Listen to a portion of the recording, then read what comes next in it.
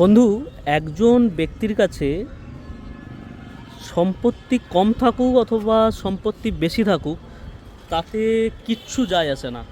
একজন ব্যক্তিকে তার চরিত্র দ্বারা রাজা হওয়া উচিত। আপনি কি মনে করেন? অবশ্যই কমেন্ট করুন।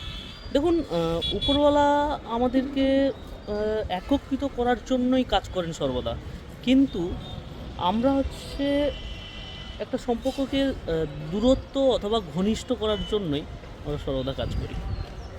এই কয়েকটা জিনিসই মানুষকে মানুষের থেকে আলাদা করে। কি কি জানেন?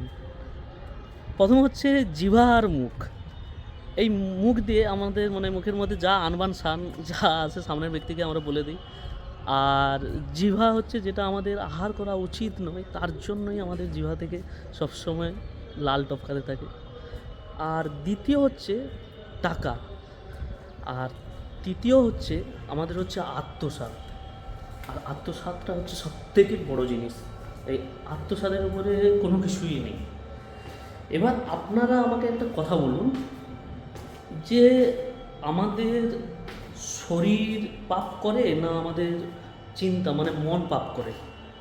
যদি আপনাদের উত্তর এটা হয় যে আমাদের মন পাপ করে, তাহলে আপনারা বলুন, আমরা যে গঙ্গায় গিয়ে শরীর ধুয়ে ফেলি, এতে করে আমাদের মনের পাপ শুদ্ধ হয় কী করে? দেখুন, আমরা যদি কোনো কর্ম আমাদের মুখের কথাবার্তার দ্বারাই বা আমাদের কর্মের দ্বারাই আমরা যদি কারোর সঙ্গে খারাপ আচরণ করে থাকি,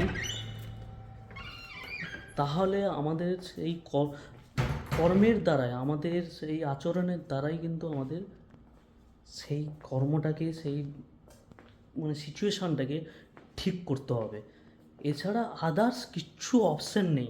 আমরা কোনো মানুষকে যদি মুখের দ্বারায় তাকে আঘাত করে থাকি বা কথাবার্তার দ্বারায়, অথবা কোনো কাজ যদি আমরা লোভ লোভ লালসার মধ্যে থেকে করে থাকি, তো সমস্ত কিছু রিকভারি করার জন্য আমাদের কিন্তু সেই মুখের কথা বা আচরণ ব্যবহার দ্বারা এবং কর্মের দ্বারায় সেগুলো আবার কিন্তু পুনরায় ঠিক করতে হবে। এছাড়া কোনো কিছু উপায় নেই যে আমি শরীর ধুয়ে ফেললাম, ডুবকি লাগিয়ে নিলাম, করলাম, এতে করে আমার পাপ মুক্ত হয়ে যায়। কোনো কিছু পাপ মুক্ত করার কে, পাপ মুক্ত করার কে আছে? আপনি আমার কাছে অন্যায় করলেন, আপনি অন্য জায়গায় গিয়ে ক্ষমা প্রার্থী করলেন, এতে কী আছে? এতে আপনি আপনার কোনো দিনই পাপ মুক্ত হবে না। এর জন্য যেখানটায় যার কাছে আপনি অন্যায় করেছেন বা ভুল কিছু বলেছেন মনে হয়, আপনি তৎক্ষণাৎ কি পরে আপনার যদি মনে হয়, সেখানে গিয়ে আপনি অবশ্যই তার ক্ষমাপ্রার্থী হন। আপনি তার কাছে অবশ্যই সেখানে ক্ষমা চান। এতে করে আপনার বরং তার কাছে আপনার সেলফ রেসপেক্ট অনেকটাই বেড়ে যাবে। দেখুন, রাগের সময় একটু যদি মুখটা বন্ধ রাখেন, আর ভুল কোথাও কিছু হয়ে থাকে, ভুলের সময় যদি মাথাটাকে একটু নত করে নেন, তাহলে দেখবেন পৃথিবীর অনেক সমস্যাই না সমাধান হয়ে যাবে।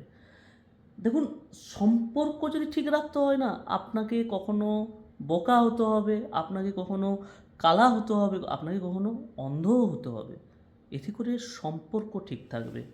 দেখুন, আমি তো বলবো, যে জিনিস আপনি সাইলেন্ট থাকা অবস্থায়, যে জিনিস আপনি অর্জন করেছেন, সে জিনিস এমন কিছু কর্ম করবেন না সে জিনিসটাকে আপনি অনায়াসে হারিয়ে ফেলবেন।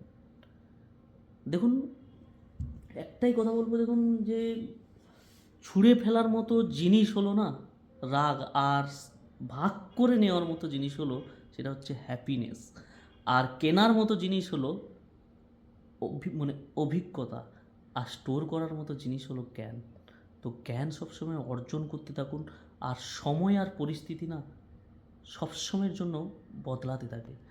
তাই কখনো কাউকে এতটা ছোট করবেন না যে যেখানে আপনি আপনার নিজের মান সম্মান খুঁয়ে ফেলবেন এবং অন্যকে মারাত্মকভাবে হার্ট করে ফেলবেন।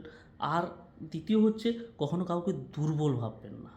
তো ভালো থাকুন, সুস্থ থাকুন।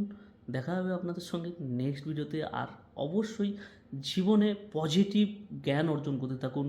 যে জিনিস সাইলেন্ট অবস্থায় কামিয়েছেন সে জিনিস অনায়াসে কখনো হারাতে যাবেন না।